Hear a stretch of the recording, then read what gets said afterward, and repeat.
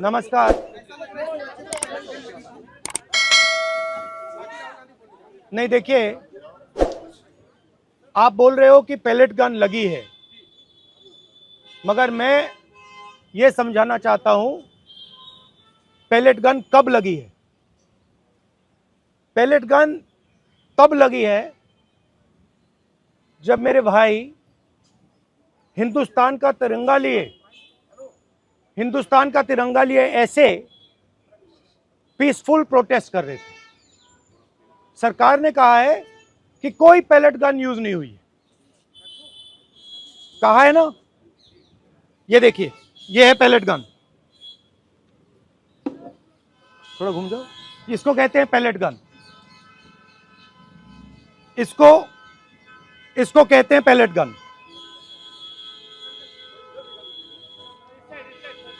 ठीक है, और इनकी आंख डैमेज हो गई है, इनकी आंख से इनको दिखाई नहीं दे रहा है। तो ये हमारे फ्यूचर है हिंदुस्तान के। ऐसे हजारों युवाओं पर पैलेट गन चलाई गई है, लाठी चलाई गई है, मारा गया है, पीटा गया है। और ये क्या कर रहे हैं? पीसफुल प्रोटेस्ट कर रहे हैं। क्यों कर रहे हैं? इनका पेपर लीक हुआ है। इन्होंने पुलिस का एग्जाम किया, मेहनत की, सालों मेहनत की, और फिर एक दिन इनको बताया गया कि भैया पेपर लीक हो गया है, आपके पास 60-70 लाख रुपए नहीं है, जिसके पास है वो पेपर खरीद के चला गया, आप जानो, आपका काम जाने। और ये लाखों लोगों के साथ हुआ है।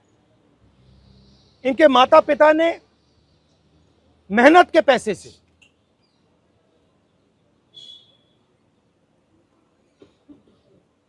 इनको अपॉर्चुनिटी दी। तो सरकार को झूठ बोलना बंद करना पड़ेगा। सरकार ने हमारे फ्यूचर पर आक्रमण किया है, और फ्यूचर क्या कह रहा है? फ्यूचर सिर्फ 3 चीजें कह रहा है। पहली बात, जो एजुकेशन मिनिस्टर है, जिसके कारण यह हुआ है, जिसके कारण ये बाहर निकले हैं, पीसफुल प्रोटेस्ट किए हैं, जिसके कारण पेपर लीक हो रहा है, उसको सैक किया जाए। दूसरी मांग कि ये जो हमारे फ्यूचर पे गोली चलाए हैं, लाठी मारे हैं, उन पर कार्रवाई होनी चाहिए। और तीसरी मांग कि नरेंद्र मोदी जी, जो पूरे सिस्टम के ऑपरेटर हैं,